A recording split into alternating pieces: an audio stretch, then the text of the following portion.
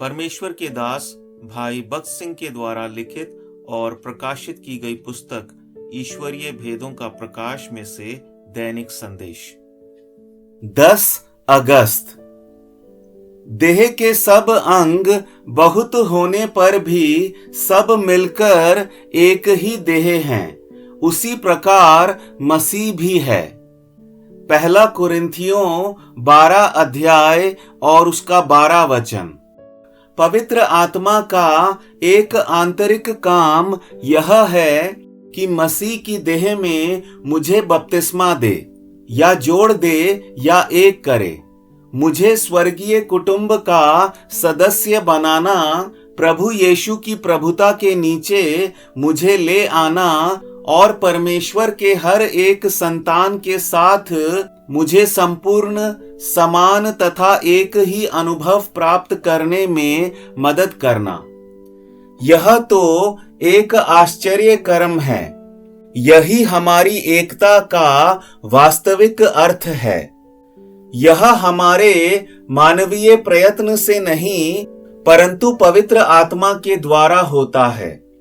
मैं सच्चाई से तथा बहुत विश्वास से कह सकता हूं कि जिस दिन से प्रभु यीशु मसीह मेरे जीवन में आए, उस दिन से मैं हर समुदाय एवं देश के विश्वासियों के संग, चाहे वे American, Canadian, English, European, Chinese, जापानी, अफ्रीकन और दूसरे अनेक लोग हों, मैं उनके साथ खुद को एक अनुभव कर सका।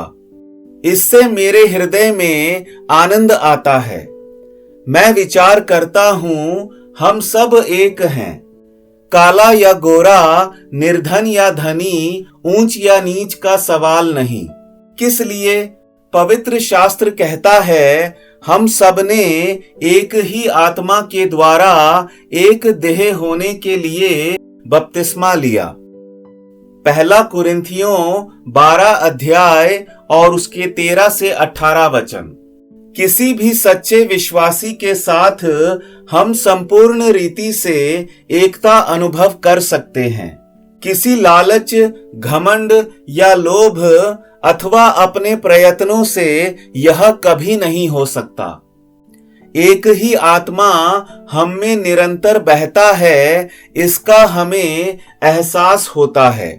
परमेश्वर अपनी इच्छा अनुसार हमको सेवा सौंपता है। पहला कुरिन्थियों 12 अध्याय और उसका 4 वचन। वरदान तो कई प्रकार के हैं, परंतु आत्मा एक ही है। अपने आप हमको कोई न कोई काम सौंपा जाता है। जैसे देह में हाथ पैर होते हैं और हर एक अंग आवश्यक है। उदाहरण के रूप में हमारे कान के पीछे कितनी बारीक ग्रंथियां होती हैं।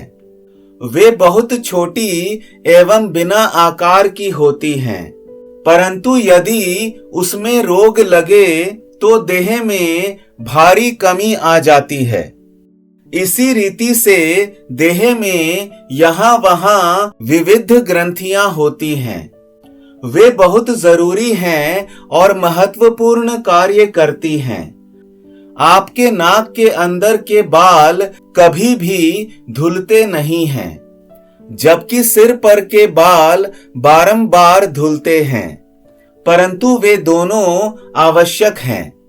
आपके नाक में बाल ना हो तो शायद आपको क्षय रोग लग जाएगा। उनका कार्य कितने महत्व का है। आप जो काम कर सकते हैं उसे मैं कर नहीं सकता। हम सब साथ मिलकर एक आत्मिक देह बनते हैं।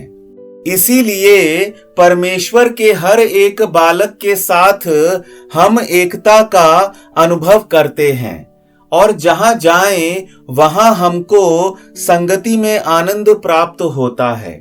जब मैं यहाँ वहां जाता हूं तब मैं यह नहीं पूछता कि आप कौन हैं अथवा क्या काम करते हैं।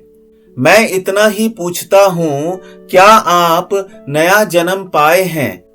हाँ भाई, प्रभु की स्तुति हो। ऐसे उत्तरों से कितना आनंद आता है।